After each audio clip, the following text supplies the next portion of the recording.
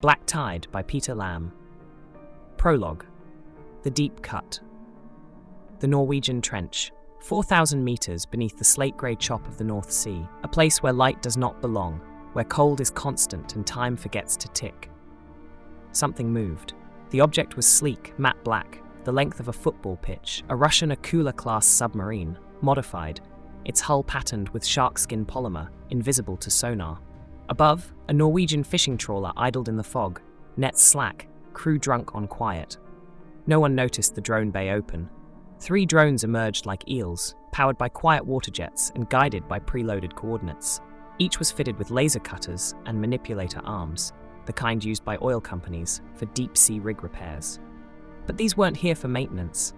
Zagruska zavrshena, vector na cel ustanovlen, upload complete, target vector locked. Below them lay the lifeblood of the modern world, the transatlantic fiber optic cable cluster, 7 thick armored veins carrying 98% of Western digital traffic. Internet, banking, GPS, military comms, even the New York Stock Exchange, and interwoven 3 high-voltage DC power links, the UK's electrical umbilical cords to Europe. The drone paused, then extended its arm. A thin red beam ignited. The laser etched a precise line into the Kevlar-armored sheath of the first cable. No explosion, no rupture, just a surgical incision. 1 cable, gone, then another. Then the power line that fed electricity from Norway's hydro reserves straight to northern England. Far above, in a naval research buoy operated by the Royal Navy's Deep Surveillance Wing, a sonar technician blinked at the screen, a momentary tremor, a shift in acoustic patterns. Then, silence. Buoy 37 just went dark. Possible mechanical fault or cable damage, alerting BAE systems. The alert was sent, but the server it was routed to was already disconnected. In the Prime Minister's residence at Downing Street, the lights flickered. A kettle stopped boiling mid-screech. A digital assistant said, "I'm sorry, I can't reach the internet right now." In Birmingham, train signals froze in red. In Glasgow, hospital monitors went blank. In the City of London, 1,000 stock trades failed to execute in the same second. By the time anyone realized what had happened, it was already too late. Connection lost. Chapter 1, Hour 0, 6:47 a.m., London. Tom Rawdon's phone alarm didn't go off, not because he slept through it, but because the network it relied on had vanished. He stirred under his duvet, confused by the quiet. No fridge hum, no radiator ticking, no morning news murmuring from the kitchen Alexa. His townhouse in Wandsworth felt wrong. He reached for his phone. Dead? No signal? What the hell? He flicked the switch on his bedside lamp. Nothing. Tried the wall socket. Dead. In the hallway, his digital thermostat blinked. Error 403. Outside his window, London wore its usual coat of drizzle. But the city sounded muffled, subdued, like someone had taken out its batteries. 6:49 a.m., Heathrow Airport. Runways jammed. Tower control dark. Incoming flights forced to circle or divert. Pilots radioing in confusion. Tower unresponsive. GPS dropped. Request reroute. 6:51 a.m., Paddington Station. Ticket gates locked shut. Departure boards frozen. Commuters pressed against barriers. An old woman muttered, "It's the Ruskies in it. Always said they'd come in through the plugs." 6:55 a.m., University College Hospital. Operating theatres mid-surgery. Backup power kicked in barely. Doctors yelled over failing monitors. Nurses scrawled vitals with pens. A child's ventilator restarted, just in time. 7 a.m., National Grid Control Centre, Wokingham. Terminal screens went blank. The room fell silent. Main feed from Norway just went dead, no alerts, just flatline. Another operator stood, white-faced. Spain's offline too. Netherlands is silent. The supervisor, grizzled and grey, gave a single order. Shut down everything we can't verify. Isolate our internal grid. This is not a coincidence. 7:04 a.m., Cheltenham, GCHQ. Agent Rachel Keane arrived at the site in a Navy Mi-6 Land Rover, flashing a priority-level security pass. She was 38, sharp-eyed, ex-Cambridge, ex-Field Op, a rising star in cyber defense. She was ushered underground. No elevators, manual stairs only. Inside the skiff, sensitive compartmented info facility, the situation map lit red across all coastal nodes. Fiber and power cuts. Norway, Denmark, Iceland, France. Simultaneous. A tech pointed to a sonar visual from 4:16 that morning. Russian Akula-class sub pinged near the Norwegian Trench. Pattern matches Poseidon-class drone deployment. Rachel frowned. If this is coordinated sabotage, we're blind, and someone cut the cables while we were asleep. She turned to the director. Sir, I think we're under attack. Tom stumbled into his kitchen, lit a candle, and opened his laptop. Nothing. No Wi-Fi, no cellular fallback, no GPS, no Bluetooth mesh. He picked up his old dabby radio from the shelf and twisted the dial. Silence, then static, then faintly, remain indoors, temporary outage affecting national infrastructure, not a cyber attack, your government is responding. He stepped outside. All down the street, people were doing the same, standing still, holding dead phones, listening to the quiet. A fox darted through a gap in a fence, the only thing moving. 7:26 a.m., HMS Vigilance, North Sea Commander Sarah Mallory, checked her periscope. The Vigilance, a hunter-killer sub, had been monitoring Russian naval activity for days. She was under strict MCON, emissions control, so when they lost uplink to HQ, they assumed jamming. But the sonar officer's voice was shaking. Ma'am, main NATO relay cables are gone. Every one, the whole trunk's cut. Mallory froze. This isn't a drill. They did it. She looked at her comms officer. Surface protocols. Prepare dead drop to command. Emergency buoy release. Alert the coast by any means necessary. 8 Downing Street. Prime Minister Marcus Layton was already in the bunker. An ex-barrister turned politician, Layton had spent months warning Parliament that modern war wouldn't start with missiles, but with silence. Now, that silence had arrived. His defense secretary leaned in. Sir, our power links to Europe are severed. Fiber cables too. It's clean work. No physical blasts. This was deep, surgical, likely drones. Layton closed his eyes for a long beat. They cut us off. We're floating. He turned to his communications chief. Get BBC radio back online. Shortwave if you must. I want my voice across every household by sunset. He turned again, this time to his joint chiefs. And I want every submarine we have in the water, now. Oh. Across the United Kingdom, ATM screens blinked out. Stock market tickers froze mid-number. Hospitals fired up generators, knowing they'd last only a few days. Data centers wheezed. GPS failed. Food supply tracking systems collapsed. Planes diverted to Ireland. Ships dead in the channel drifted anchorless. A whole country, plugged out, cut off, alone. The first 20 minutes of the modern blackout had passed, and the next hour would decide everything. Chapter 2, Black Mirror Protocol, 9:02 a.m. London. Cobra Emergency Briefing Room. It smelled like coffee, stress, and old concrete. Prime Minister Marcus Layton leaned over the war room table, knuckles white, breath shallow. In front of him, a red folder marked Black Mirror. He opened it slowly. Operation Black Mirror. A contingency first drafted during the Cold War, then shelved during the age of Wi-Fi and cloud computing. It was never supposed to be used. It detailed exactly what to do if the UK lost all external digital links. Electrical, internet, data, GPS satellite. A plan for complete technological isolation. Sir, the mirror grid must be brought online. Immediately. Layton nodded. Begin the cascade. Every agency, every region. And activate continuity site echo. 9:09 a.m. Cairngorm Mountains, Scotland. RAF site echo. In a granite bunker buried under 200 meters of bedrock, diesel generators hummed to life. A skeleton crew of Royal Signals personnel switched from simulation mode to live protocols. Rotary phones clicked. Morse code beacons pulsed through the air. An ancient map of the UK lit up with green LEDs, marking analog fallback relays, last used in 1987. 10:15 a.m. Birmingham. The city was cracking. Without card payments, people began to barter. Fuel was the new currency. Cash held power if you could find it. Supermarkets were already emptying. Looters moved fast. No alarms, no cameras, no police radios. The streets belonged to anyone who could walk in and walk out. A delivery driver named Ricky Deeks abandoned his broken EV and began selling tins of soup for £50 apiece. He made £600 before noon. 10:43 a.m. GCHQ, Cheltenham. Agent Rachel Keane stood with a headset from the 1980s clamped over her ears, straining to hear. The encrypted microwave relays were up, but bandwidth was tight. Sierra 1, confirming subcable breach, Poseidon pattern verified, enemy drones unmanned.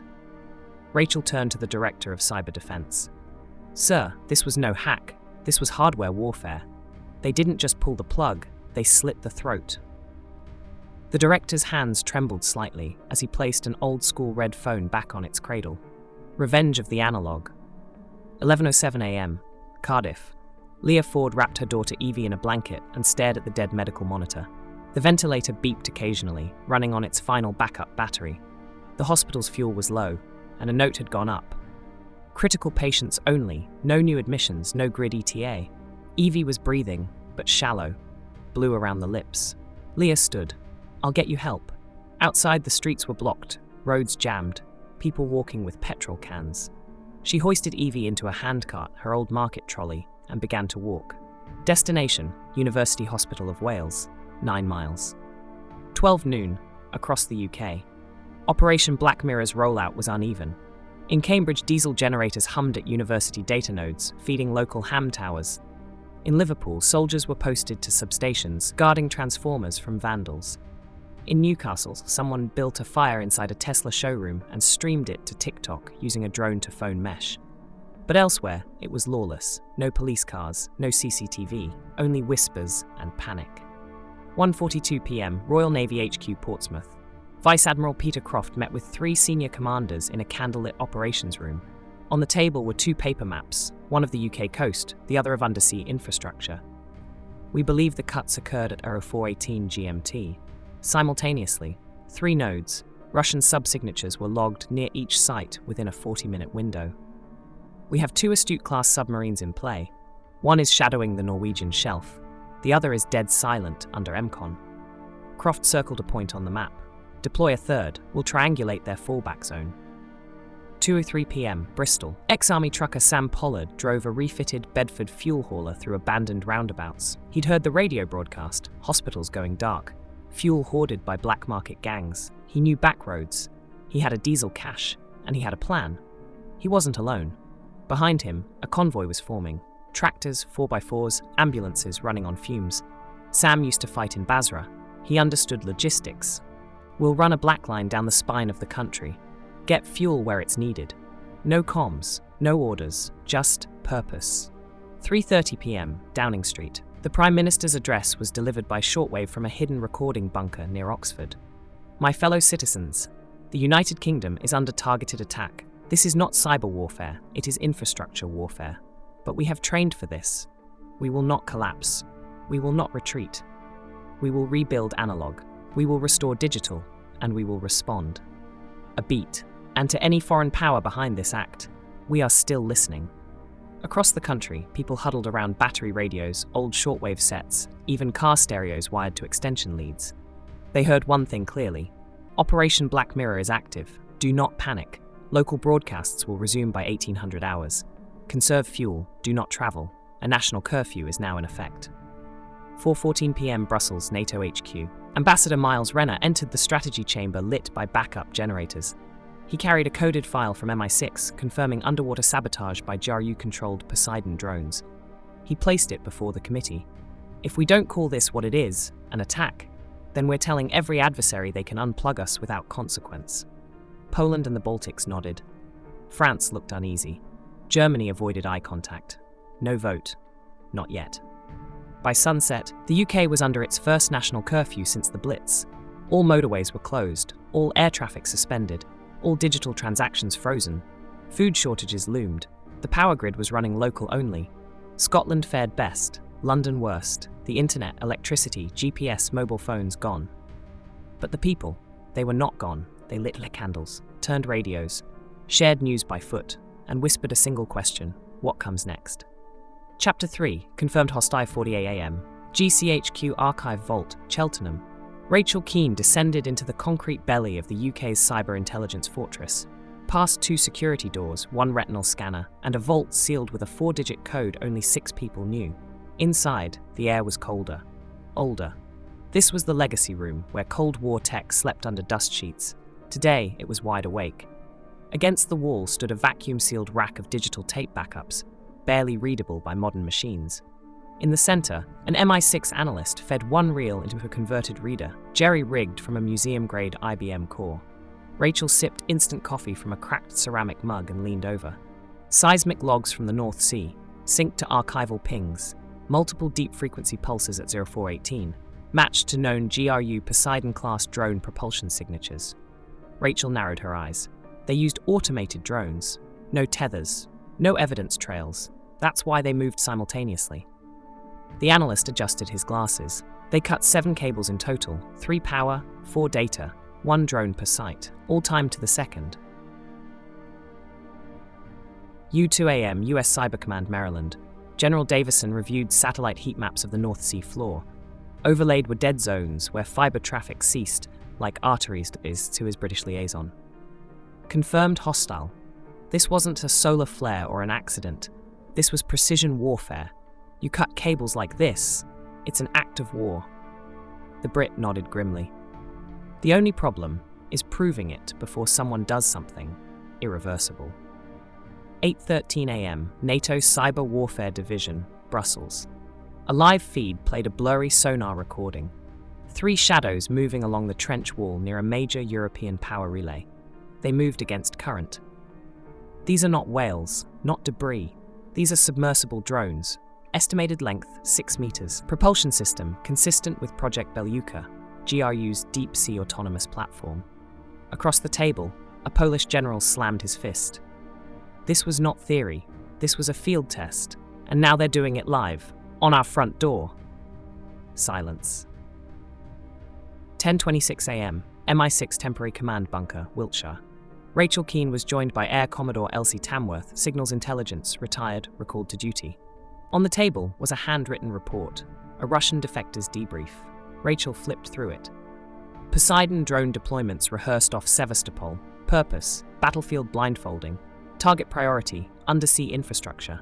Goal, delay response. Induce chaos, shorten reaction window for surface conflict escalation. Rachel looked up. They're not trying to destroy us, they're trying to distract us long enough for something worse. Tamworth raised an eyebrow. Like what? Rachel didn't answer. Glasgow. A warehouse fire lit up the skyline. It had started in a little car park, spread to 2 storefronts, and now roared through a power junction. Firefighters had no water pressure, police had no radios. A man with a crowbar had a gun now, and no one could stop him. 12:34 PM. Cardiff. Leah Ford reached the halfway mark with Evie still bundled in the trolley. She cut through side streets, dodged looters, past chalkboard signs reading no fuel, no entry, no help here. Her daughter stirred, breathing shallow but alive. Then came the sound, a diesel generator, distant, rhythmic, a survivor station. She followed it, pushed harder. 1:15 PM, HMS Vigilance, submerged. Commander Sarah Mallory reviewed new sonar data. The seabed where the transatlantic fiber cluster had run was clean, too clean. No wreckage, no disturbed sediment, just smooth cuts and cable loss. She frowned. That means they retrieved the cable cores or melted the ends to avoid tracebacks. Prep dive drones. I want visuals, no more guesswork. 3:08 PM, Covert Analysis Cell. Using a modified Enigma emulator, Rachel and her team decrypted partial relay logs from undersea data nodes moments before the blackout. Time-stamped signal spikes matched Russian satellite overpasses. Telemetry confirms coordination between drone movement and GLONASS passes. This was controlled in real time. Rachel tapped the desk. Confirmed hostile. 4:33 PM, Downing Street War Bunker. Prime Minister Leighton was handed the final classified report. Redacted, annotated, signed by MI6, GCHQ, and Naval Intelligence. The final page read, source confirmed, method confirmed, intent unknown, hostile action identified. Attribution, Russian Federation, GRU, Naval Division. He closed the file. Draft our statement. I want it read by every embassy. Begin diplomatic expulsion, 24 Russian nationals. No delay. This isn't politics anymore. It's escalation. 5:17 PM, Russian Embassy, London. Ambassador Oleg Rybakov was handed a letter. You have 48 hours to vacate. All military attachés will be detained until further notice. Embassy comms are suspended. Oleg didn't blink. He simply placed the envelope in his briefcase. We will respond. 6:02 PM, Arctic Circle. A commercial satellite captured one still frame. A previously inactive Russian research base lighting up with thermal signatures. Rachel stared at it in the debrief room. That's not a research lab. That's a drone nest. By the end of the day, hostile attribution was complete. The UK's lifelines had been severed with surgical intent.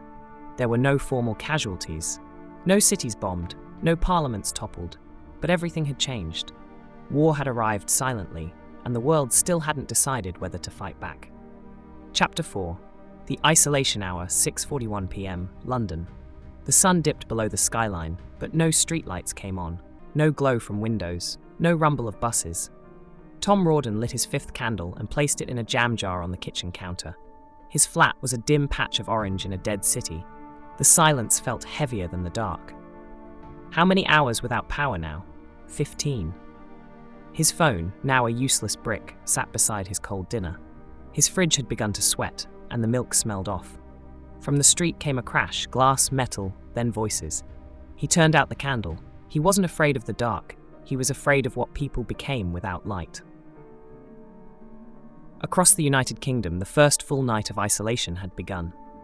Trains were halted, airspace locked, roads blockaded except for military vehicles, fuel sales were rationed or banned, ATMs were guarded by soldiers already looted. Food was already a problem, so was trust.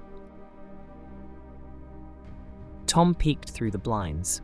Two figures were dragging a petrol canister and an extension lead through the alley, looking for a generator.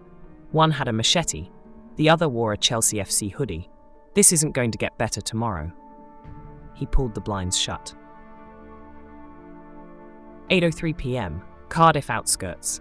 Leah Ford reached the outer ring of the university hospital campus, breathless and soaked through. Evie hadn't stirred in 10 minutes. The hospital was on backup. Lights low, one wing only. A nurse ran out. We'll take her. What's her name?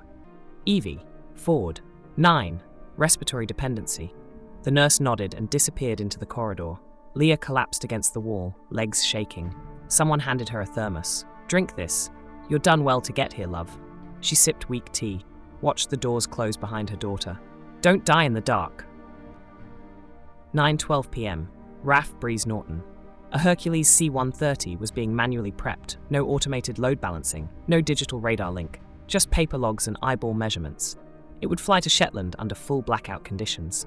On board were crates of sonar buoys, emergency Starlink kits, and 4 Royal Marines. Drop at site echo. Offload. Retreat. Do not break radio silence unless engaged. Outside, the runway lights were painted with reflective tape.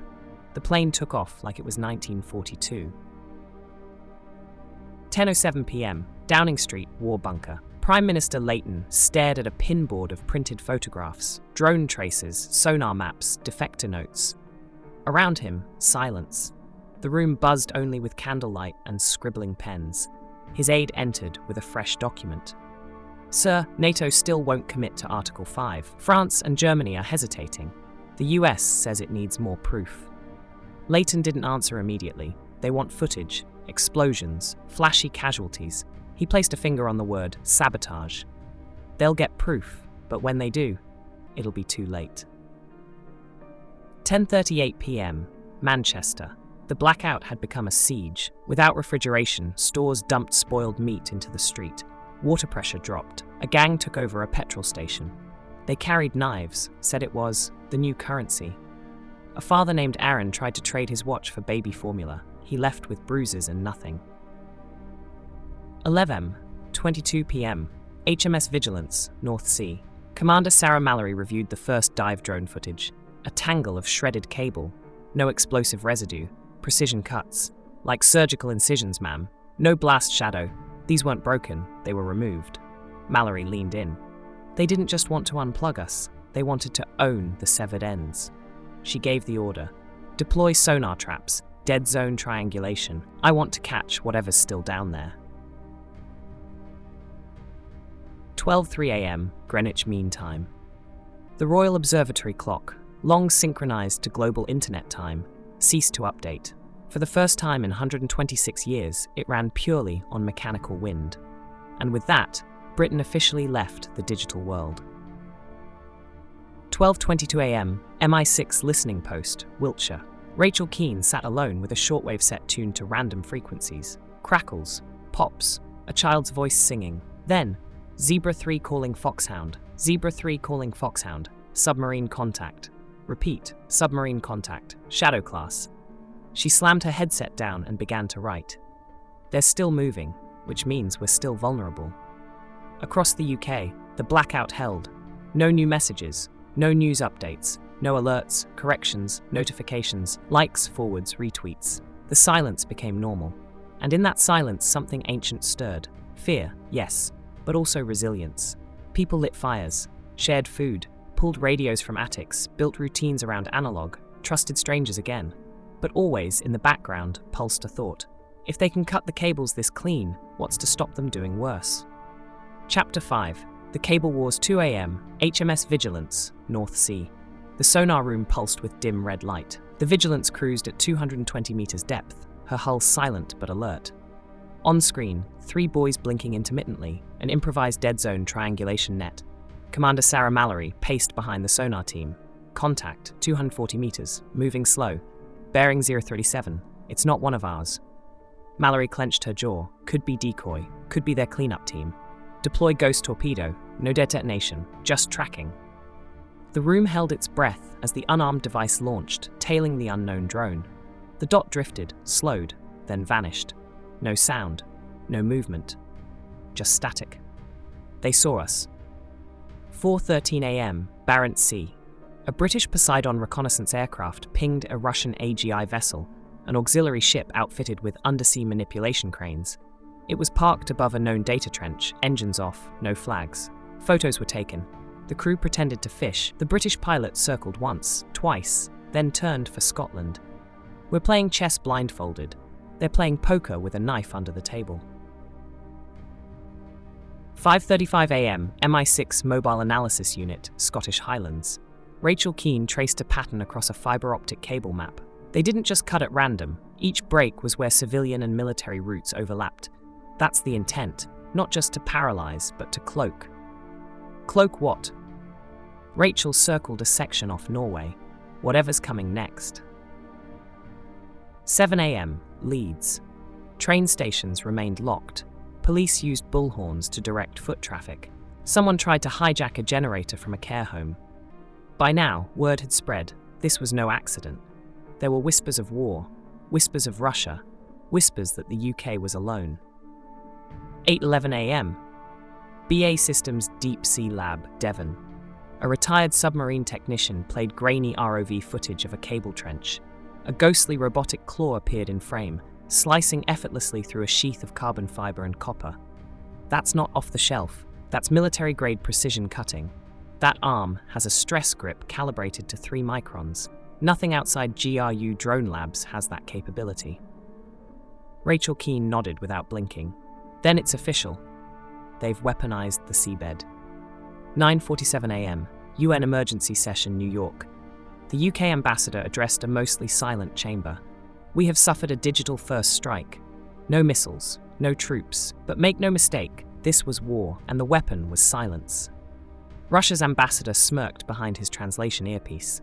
The United Kingdom has suffered a failure of aging infrastructure. Any attempt to involve my country is speculative and irresponsible. The room stirred. The vote was delayed. 10:13 a.m., RAF Shetland Islands. A low-flying Merlin helicopter lifted off with a 4-man Royal Marine squad. Destination, Norway. Objective, intercept a suspected mobile relay site for drone control. No contact unless confirmed Russian. Radio silence mandatory. Extraction via Norwegian fjord fallback route. The team vanished into the fog. 11:22 a.m. Glasgow. Leah Ford, now rested, sat in a folding chair outside the hospital. Evie was stable, for now, but only as long as the hospital's diesel tanks lasted. A Red Cross volunteer handed her a form. She didn't need to read it. She could tell what it was: voluntary evacuation. Coastal camps, government-funded. They're prepping for long-term isolation. She didn't sign it. 12 noon. 12 noon North Atlantic, 80 miles off UK coast.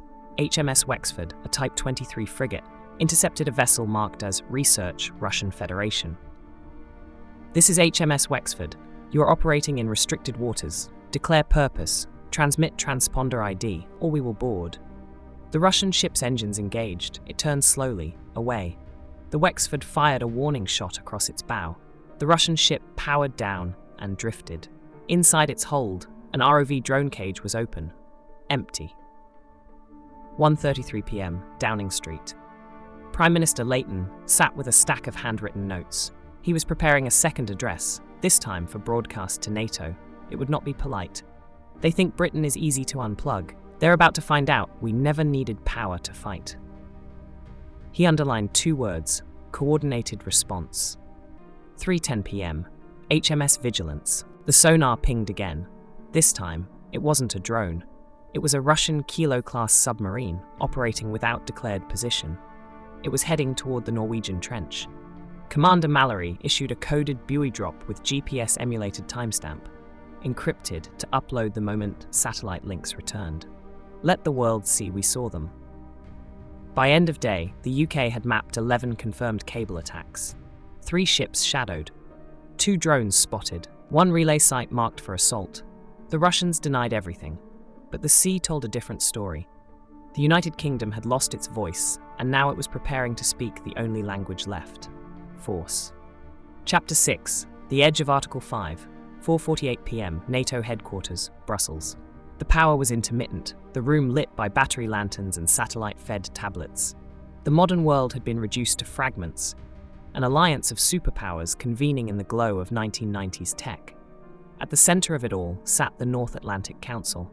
The Article 5 discussion had begun. Today's session regards an incident impacting the United Kingdom's infrastructure.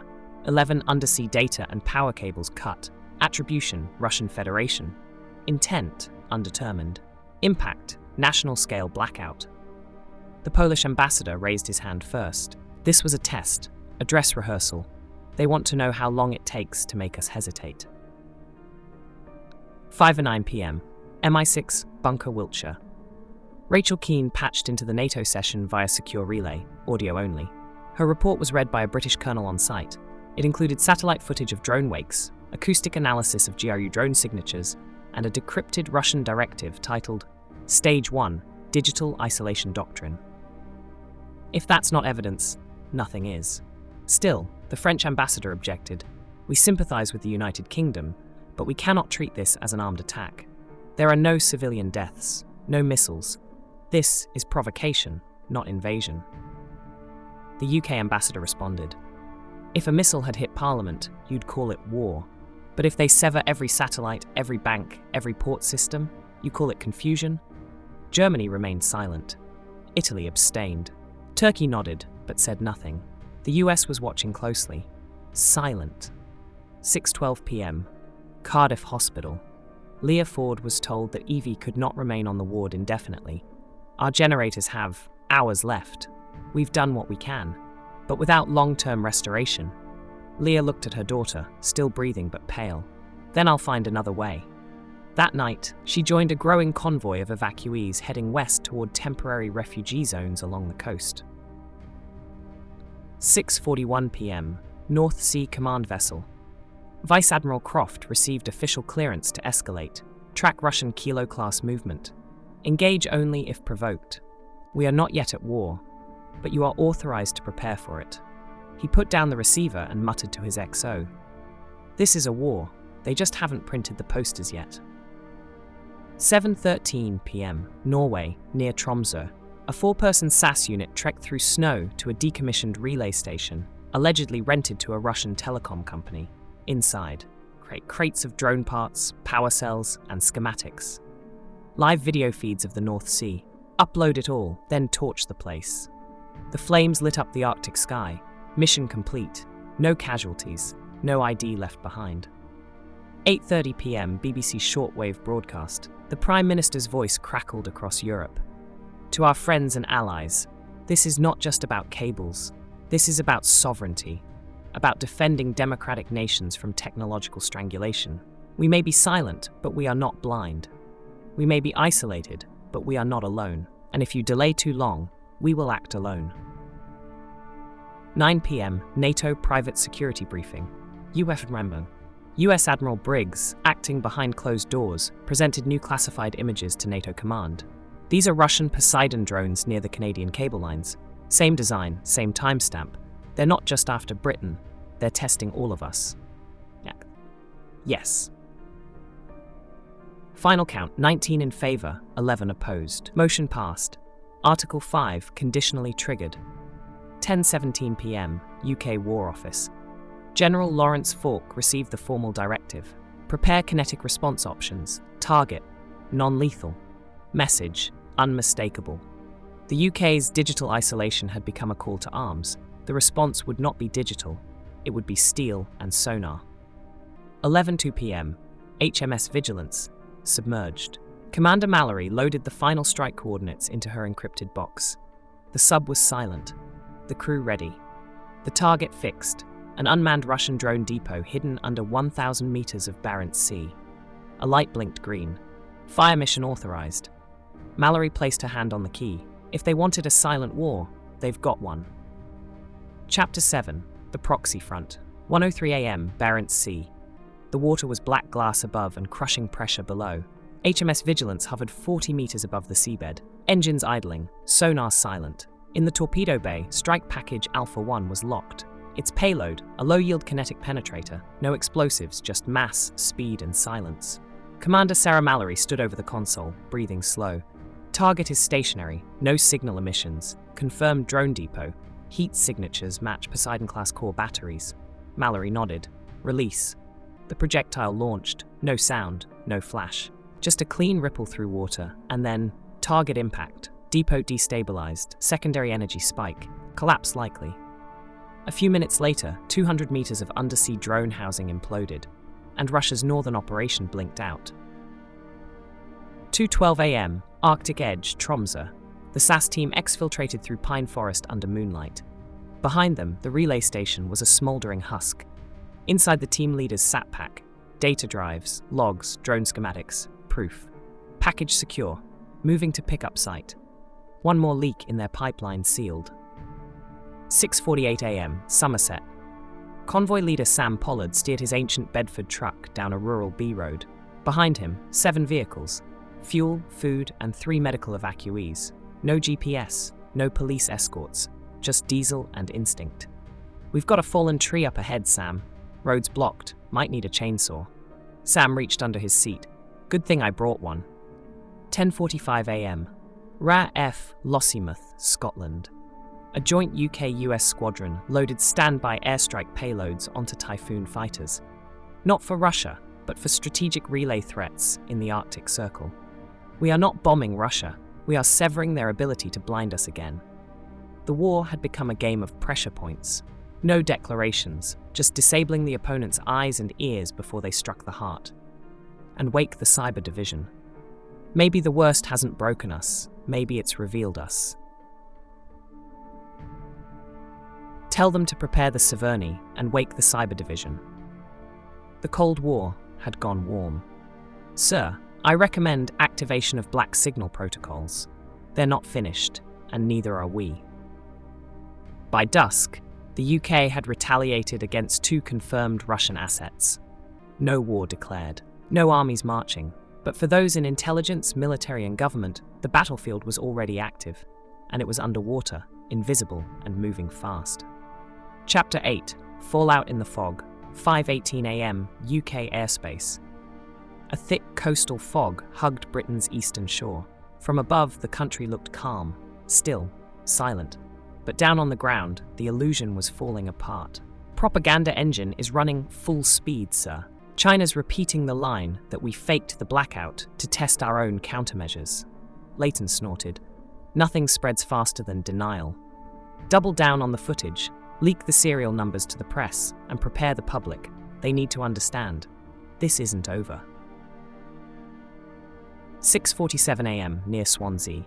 Leah Ford trudged behind a pushcart loaded with blankets and her daughter Evie. The road was empty. No cars, just the echo of wind through trees and the hiss of rubber wheels on wet tarmac. At her side walked Callum Dean, a quiet ex-Royal Marine she'd met the day before. He'd been AWOL when the blackout hit. Now, he was walking evac routes protecting convoys. She's still breathing. That's a good sign. Leah nodded, eyes tired. She hasn't said a word since Cardiff, but she's warm, still here. They reached a junction. A hand-painted sign read, NHS Field Post 2 miles, keep west. Callum checked his compass. They turned left. They turned. 8 a.m. Brussels. The NATO Secretary-General held a closed-door meeting. We have verified UK strikes on 2 Russian drone installations. We cannot deny the evidence, nor can we ignore Russia's silence. No retaliation yet, but that was what frightened them most. Not missiles, not tanks. The silence. 9:23 a.m. London. The London Stock Exchange building stood empty. No trades, no electricity. Inside the Financial Crisis Response Centre, analysts sat with pens and notepads, doing what they could. FTSE is suspended indefinitely. We're estimating economic losses in the billions, mostly in supply chain collapse. Every port terminal is stuck in manual override. We've lost 84% of shipping throughput. There was no panic in the room anymore, just exhaustion. 10:36 a.m. MI5 Cybercell, Glasgow. An analyst named Tariq Amin had been up for 72 hours. He was cross-referencing GRU attack signatures with unexplained anomalies in the Scottish grid. He blinked hard. On screen, a new code string embedded deep in a backup relay node. Buried, dormant. This wasn't just a physical attack. They infected the backup grid. He reached for the emergency red line. Pulled it. 11 a.m. BBC shortwave update. A clear male voice read from a prepared script. This is the emergency broadcasting service. You are receiving this via shortwave transmission due to national digital service failure. There is no immediate military threat. However, national infrastructure remains compromised. Your government is asking for the following: conserve water and food, check on neighbours, report generator interference to local relay teams, follow curfew from 9 p.m. to 6 a.m. We remain united. We remain sovereign. Further updates to follow. 12:17 p.m. Russian state news broadcast. Anchors claimed the UK had fabricated the blackout as justification for increased NATO surveillance. A Kremlin statement read, Russia has no interest in colonial sabotage. We urge restraint, and we caution against manufactured heroism. At the same time, military satellites picked up movement. 2 Russian submarines leaving the Baltic. One headed north, one west. Annoying. They knew exactly where to plant the rot. She's stable. You did the impossible, Mum. Leah cried for the first time since the blackout. Not from fear, but from relief. Move DEFCON to level 3. Initiate Atlantic Defense Protocols. Do not wait for impact. They started with Britain. They won't stop there. Bring in Naval Command. We have another fire incoming. By nightfall, Britain had partially restored analog control of 40% of its infrastructure. But trust between nations, within borders, in systems, was fraying. The storm had passed, but the fog had only deepened. And within it, something moved. Chapter 9, Dead Internet Day 5, 6:17 a.m., Cambridge. The routers blinked but didn't connect. The backup satellites hummed but carried no usable traffic. Every login attempt returned a terminal reply, host unreachable. It wasn't just that the internet was down, the internet was dead. 7:03 a.m., New York City. Wall Street traders returned to paper logs and landline phones. The Nasdaq servers remained offline. Digital assets couldn't be verified. E-banks froze funds. Bitcoin wallets were inaccessible. $6 trillion locked in the void. It's a ghost town, but in code. 8:14 a.m. Bletchley Park. Rachel Keane reviewed the latest trace packet logs from reactivated cable relays. Every restored line fed back one result: looped echoes. They're rerouting us to ourselves, a feedback simulation. We're seeing fake data. Rachel squinted at a pattern forming. This isn't just sabotage, it's masquerade. They've coded a false version of us and left it running. 9 a.m., Manchester. A man walked into a shop and tried to pay for bread with a phone tap. The owner just laughed. Mate, unless your thumb's got gold under it, that's useless. The customer just stared, stunned, like someone discovering gravity had been switched off. There was no password reset, no signal bar to wait for, no server to call, just silence. Yeah, just a bit. 11:42 a.m., MI6 Mobile Ops. Rachel's team isolated a rogue AI subroutine embedded in used legacy DNS servers. It mimicked search engine responses, redirected IPs, built artificial usage trails to simulate normality. They made a synthetic UK for anyone watching, a whole ghost network, and it's been up since before the blackout. They planned this months ago. Jesus, they cloned the internet. It's a loop, like we're being tricked into replaying time, Mallory frowned. They've even mimicked our own systems. Cut auto responses, no more automated comms, everything manual from now on. This is no longer cyber warfare, this is a network displacement attack. They didn't destroy the internet, they replaced it. To save ourselves, we have to start over. And so the United Kingdom became the first nation in modern history to deliberately sever itself from the global internet. In doing so, it saved its core systems, but sacrificed all connection. The web was gone, the mirrors cracked, and the only way forward was offline. Chapter 10, The Vote to Strike Day 6. 8:01 a.m., Downing Street. A cup of tea sat untouched beside Prime Minister Leighton's elbow. He hadn't slept. No one in the bunker had. He was about to address the nation, not with comfort, but with consequence. Across the war table, a classified memo glowed under lamplight. The title, Final Strike Proposal, Multi-Target Deterrent Phase. Underneath it, prepared by Joint UK-US Command, confirmed hostile attribution. Leighton stood. Patch me to Brussels. Secure channel. 9:17 a.m., Brussels, North Atlantic Council Chamber. Ambassadors sat in half-darkness, backup power humming. The British feed crackled through speakers. Fellow members of the alliance, the United Kingdom has been struck. Silently, strategically, and with precision. We've lost our cables, our grid, our internet. We've traced it back. The perpetrators aren't hiding. They're waiting. And if we do nothing, we tell every dictator in the world that silence is now a weapon. He took a breath. The time for doubt is over. We vote. Now. 10 a.m., Washington, D.C. President Hardwell received confirmation of the UK's strike proposal. He stared out over the Potomac as his chief of staff waited. Sir, it's a limited response. Drones only, no casualties. Symbolic but visible. Hardwell nodded. This is how real wars start, with symbols. 11 a.m., NATO chamber. The proposal, a joint UK-US-French precision strike on 3 suspected Russian infrastructure nodes in the Arctic and Barents Sea. No casualties, no territory invaded. But clear, we saw you, we're not silent. The roll call began. UK yes, Poland yes, Lithuania yes, Germany abstain, France yes, Turkey yes, Canada yes, United States yes. Final tally, 19 in favour, 7 abstentions, 3 opposed. Motion carried, the strike was authorised. 12:45 p.m. RAF Akrotiri, Cyprus. 4 stealth drones were prepped for launch, each fitted with EMP warheads and encrypted kinetic payloads. Targets, Relay Station Echo, undersea base off Murmansk, data node Theta, communications repeater in disputed Arctic waters. Drone Forge 1, R&D compound in Siberian wilderness. Flight time, 6 hours. Contact, minimal. Risk, unknown. Launch all birds. And they were gone. And Mogor. If they're striking back, maybe it's the beginning of the end. Beside her, Callum sharpened a blade. Just in case. Let them hit the empty bases. We've already moved. We're 2 moves ahead. Then he added, but if they hit something real, we respond. 4:44 p.m. Over the Arctic.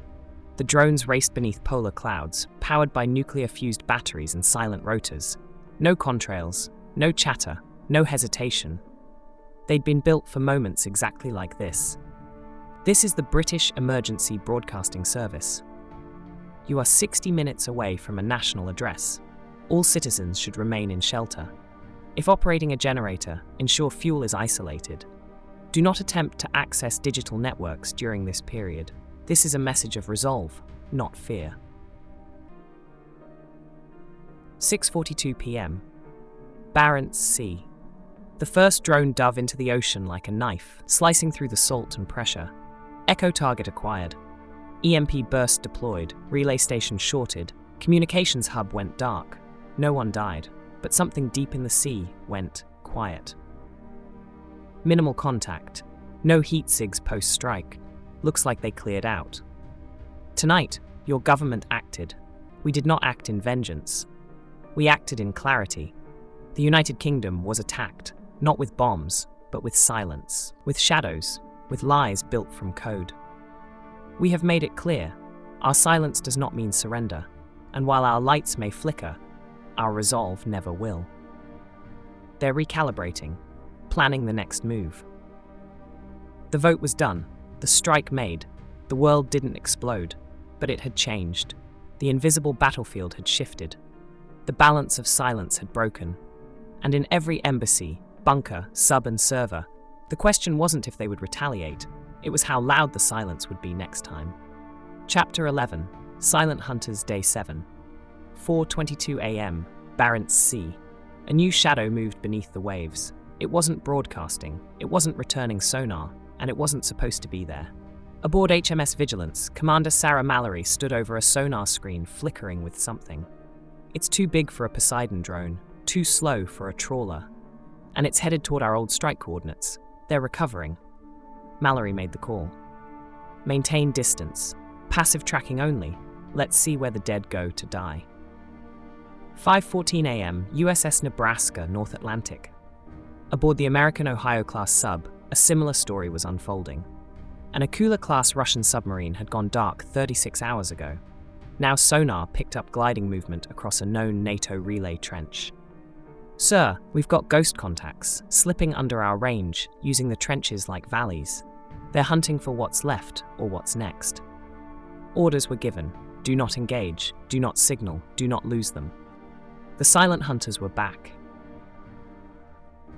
We're broken, but we're breathing. She passed a school where chalkboard signs read, reading at 10, breadline at 11, whispered news at noon. Even language had adapted. There. Movement. Not vessels. Buoys. They're laying a second net. Her team stared.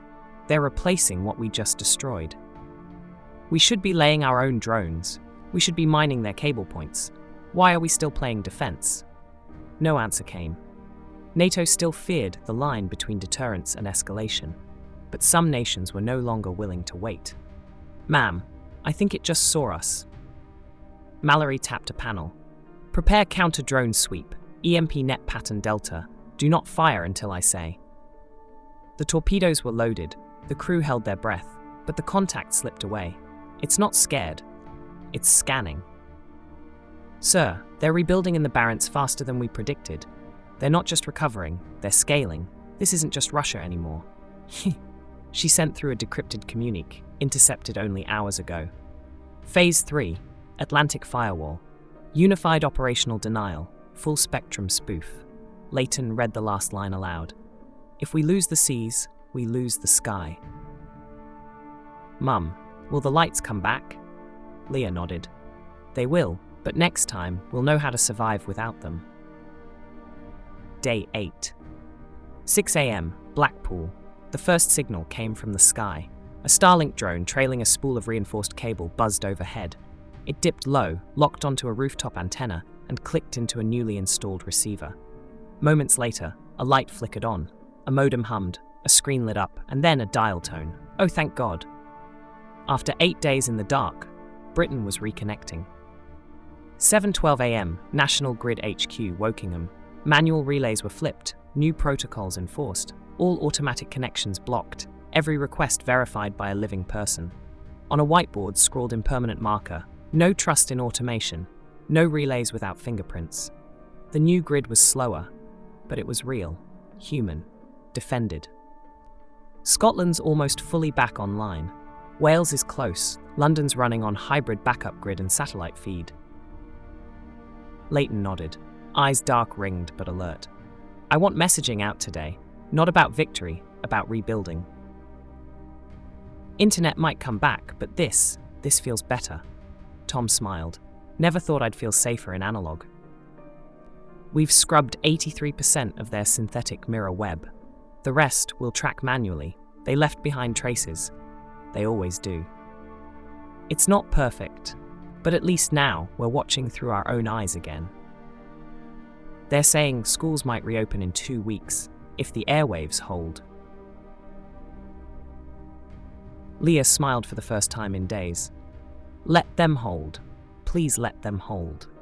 Let them hold. Peace isn't silence. It's knowing when silence is unnatural.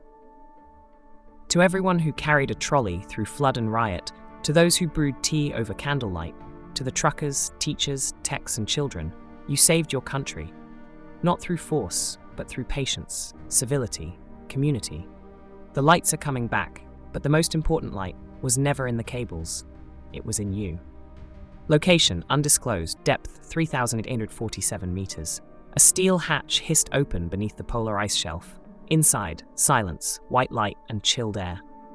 3 men stood before a glowing terminal inside a facility so far removed from the surface world, it did not officially exist. On the wall, a blinking red indicator. Drone node 14, status active. It survived? Another man nodded. Undetected. Dormant since fallback. They turned to a console showing mirrored data streams. One read, UK mainframe image standby. The mirror had not cracked, it had simply gone quiet. In the silence that followed Britain's recovery, the world shifted. NATO hardened its cables. The UK built human-run digital checkpoints. The United States re-established Cold War sonar nets. And nations once asleep to hybrid threats began to listen. But not everything was undone. Not everything was found. Classified, Level 5, for Directorate Eyes Only. Final paragraph from Rachel Keene's report. There are still pulses, not frequent, not loud, but consistent. They mimic dead relay traffic, echoing the same command over and over. She wrote it by hand. We don't know if they're waiting for us to reply, or for the signal they've been trained to respond to. She paused before signing. Sometimes silence is still a message. In a museum in Cambridge, a dusty terminal blinked to life. It played a looped reel of the blackout week. Candles, chalkboards, convoys, and quiet. No background music. Just a title, The Week We Remembered How to Speak Without Wi-Fi. Beneath the Arctic shelf, the men left the terminal. The hatch sealed behind them. The light blinked one last time. Listening. End. Thank you for listening. Please subscribe, ring the bell, and tell your friends about my listening library.